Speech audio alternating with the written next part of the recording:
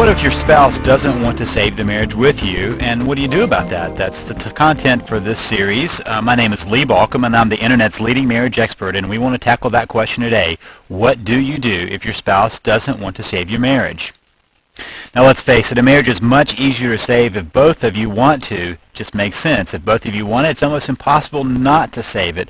I've had people who come in and said, can my marriage be saved? And I said, if you both want to work on it, there's no way I can, a bad therapist could save your marriage. And if neither of you want to work on it, then a good marriage therapist couldn't do anything about it either. So if both of you want it, then it's impossible not to save it. But my guess is that you wouldn't be watching this video. And that's rarely the case, actually, with people that come talk with me. Usually one is more interested than the other is in saving that marriage, and sometimes only one is interested at all. The other is completely disinterested. So first of all, let's just say that it's not impossible to save a marriage just because only one person wants to save it. Many times only one wants to, and the marriage is saved. To be honest, at some point, the reluctant one has to join the process. And it only makes sense. At the beginning, it doesn't matter if both are not wanting to save it. But at some point, that other person is going to have to join the process. It's just part of the deal of a marriage, being with two people. That doesn't necessarily have to be right now.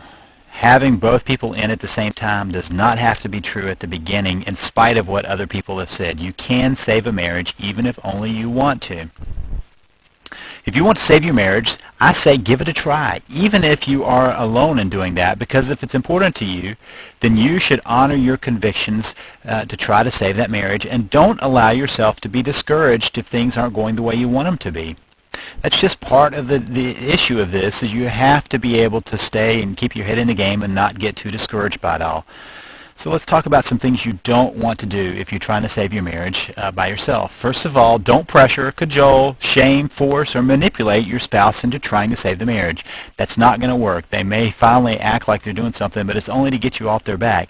There should be no pressure applied if they say, I don't want to work on this. In fact, when you apply pressure, you only add to the resistance that somebody feels in trying to keep from saving the marriage. So don't pressure, don't shame them, don't force, don't cajole, don't manipulate.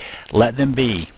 Don't try to drag them into therapy if they're not willing to go, or try to get them to read a book, listen to tapes, etc. I've heard enough about people who have had the books thrown in their face, the tapes thrown in their face, to know that that is only putting up brick walls that are going to be very difficult to get down. And finally, don't try to read the tea leaves. What I mean by that is when we're in a crisis, we begin to try to read into the things we see. And read the tea leaves is what the gypsies used to do to tell fortunes, and they would just swirl around the tea and look at what they saw in there and try to tell a fortune.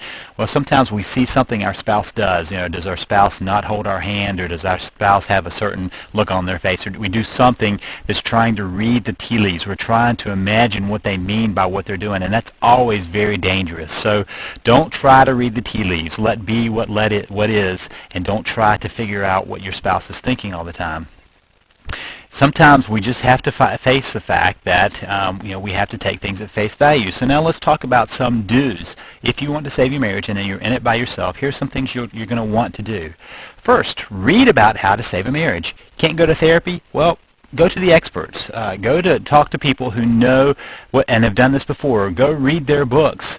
Go read my material. Go read other people's materials, because if you're reading about marriage, if you're listening to audios yourself about marriage, if you're applying it yourself, that's the most you can do at this point. You need to find a way of getting extra information. Albert Einstein said that you can't get out of a problem using the same thinking that got you into the problem. So you've got to change your thinking. You've got to add some new information into it so that you can move forward and find some different ways of intervening.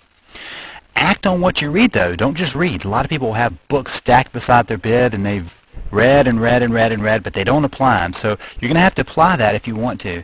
Then take some time to relax and decompress, because this is a stressful time. You need to take it easy and kind of let your body have some time to relax, and find someone to share with, but make sure you choose wisely. It shouldn't be a family member. It shouldn't be a friend, because if you save your marriage, your spouse is going to have to come back to that person and be able to show their face. So choose wisely who you're going to share with. And if you want to learn more about saving your marriage, go now to www.savethemarriage.com. That's www.savethemarriage.com.